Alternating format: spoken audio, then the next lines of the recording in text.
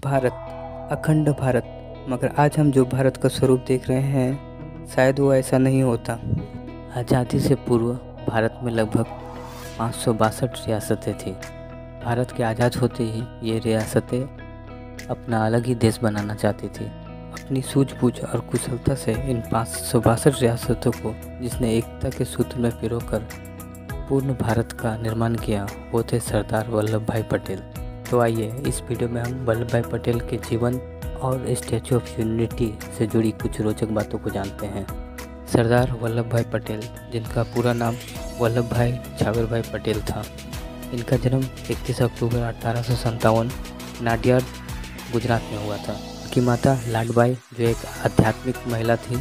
इनके पिता झवेर भाई, जो झांसी की रानी की सेना में सेवा दे चुके थे। इन्होंने अपनी स्कूली शिक्षा इनके हाई स्कूल नाडियाड से की थी।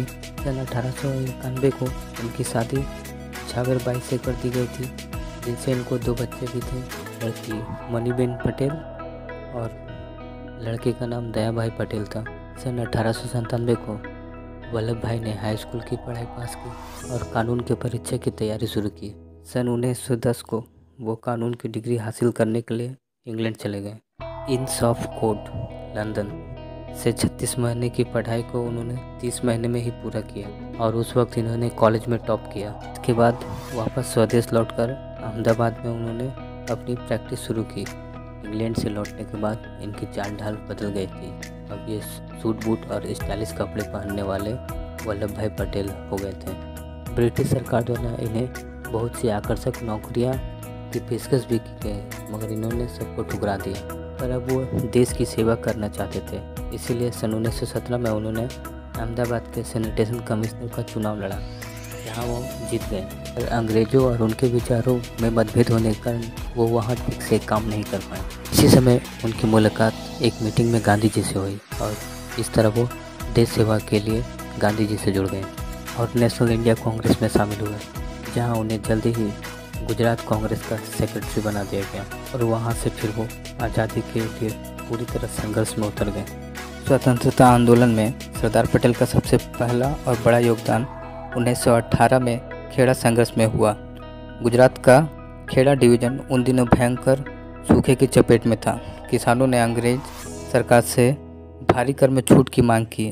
जब यह स्वीकार नहीं किया गया तो सरदार पटेल एवं गांधी जी और अन्य लोगों ने किसानों का नेतृत्व किया और उन्हें कर ना देने के लिए प्रेरित किया। अंततः सरकार झुकी और उस वर्ष करों में राहत दी गई। यह सरदार पटेल की पहली सफलता थी। स्वतंत्रता संग्राम के दौरान वर्ष 1928 में गुजरात में हुए बरडोली सत्याग्रह एक प्रमुख किसान आंदोलन था, जिसका नेतृत्व वल्लभ भाई पटेल ने किया। उस समय प्रांतीय सरकार ने किसानों के लगान में 30% तक वृद्धि की थी।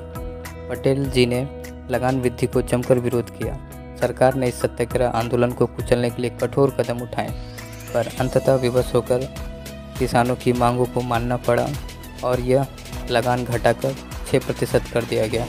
इस सत्याग्रह के सफल होने के बाद वहां के महिलाओं ने वल्लभ भाई पटेल को सरदार की उपाधि प्रदान की और इस तरह वो सरदार वल्लभ भाई पटेल कहलाए। फिर 1930 में महात्मा गांधी जी द्वारा शुरू किए गए नमक सत्याग्रह आंदोलन में उन्होंने प्रमुख भूमिका निभाई। उन्होंने पूरे गुजरात में सत्याग्रह आंदोलन का नेतृत्व किया, जिसके कारण अंग्रेजों द्वारा उन्हें कैद कर लिया गया। वो 1 साल रहे और 1931 में हुए लॉर्ड इरविन समझौते के बाद ही उन्हें मुक्त किया गया। इसके बाद 1942 में हुए भारत छोड़ो आंदोलन में भी पटेल जी ने गांधी जी का साथ दिया, जिसके कारण उन्हें फिर से गिरफ्तार कर लिया गया और 1945 तक अहमदनगर के किले में अन्य कांग्रेस नेताओं के साथ कैद रहे और इसी तरह के कई कड़े संघर्षों के बाद भारत आज़ाद हुआ। आज़ादी के समय भारत 562 देशी रियासतों में बटा था, जिन्हें सरदार पटेल और वीपी मेनन ने भारत से मिलाने का कार्य आरंभ किया। के परिणाम स्वरूप 3 को छोड़कर शेष सभी राजवाड़ों ने स्वेच्छा से भारत में विलय का प्रस्ताव को स्वीकार कर लिया।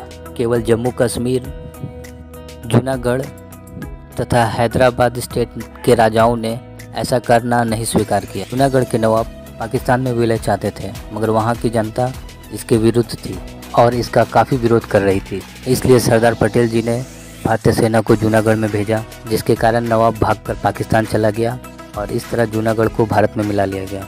और हैदराबाद को मिलाने के लिए ऑपरेशन पोलो चलाया गया, जिसके तहत भारतीय सेना हैदराबाद में प्रवेश की और जिसके 3 दिन बाद निजाम ने आत्मसमर्पण किया। नवंबर 1948 में भारत के विलय के प्रस्ताव को स्वीकार किया। नेहरू जी कश्मीर को यह कहकर अपने पास रख लिए कि यह समस्या एक अंतर्राष्ट्रीय समस्या है और कश्मीर समस्या को संयुक्त राष्ट्र संघ ले गए। कश्मीर मुद्दे को संयुक्त राष्ट्र संघ ले जाने से सरदार पटेल बहुत दुखी हुए। इस तरह सरदार पटेल द्वारा 562 रियासतों को मिलाना विश्व इतिहास में एक बड़ा ही आश्चर्यजनक था। आज़ादी के बाद कांग्रेस के अधिकतर लोग सरदार पटेल जी को प्रधानमंत्री बनाना चाहते थे, मगर वो गांधी जी की इच्छा को ध्यान रखते हुए इस पद को ठुकरा दिया और वो भारत के पहले उप प्रधानमंत्री और गृह मंत्री ने। पटेल जी भारत की संविधान सभा के एक प्रमुख सदस्य थे। उनकी ही सिफारिश पर डॉक्टर भीमराव अंबेडकर जी की नियुक्ति की गई। पटेल जी ही भारतीय प्रशासनिक सेवा और भारतीय पुलिस सेवा की स्थापना में प्रमुख बल दिया और इस तरह उन्होंने अपना पूरा जीवन भारत के हित में बिता दिया। और 15 दिसंबर 1950 को उनकी मृत्यु दूसरी बार दिल की दौरा पड़ने से हुआ और एक महान आत्मा ने दुनिया से विदा लिया। 1991 में उन्हें मरणोपरांत भारत रत्न के अवार्ड से नवाजा गया और उनका जन्मदिन 31 अक्टूबर साल 2014 में राष्ट्रीय एकता दिवस के रूप में घोषित किया गया तथा उन्हीं के याद में दुनिया की सबसे ऊंची प्रतिमा स्टैचू ऑफ यूनिटी का निर्माण गुजरात के नर्मदा डिस्ट्रिक्ट में हुआ है, जिसकी ऊंचाई 182 मीटर है, जो स्टैचू ऑफ लिबर्टी की दोगुनी है। तो ये था सरदार पटेल जी का संपूर्ण जीवन। अगर आपको वीडियो पसंद आया है तो वीडियो को लाइक और कमेंट करें और अभी तक आपने चैनल को सब्सक्राइब नहीं किया है तो चैनल को सब्सक्राइब करें।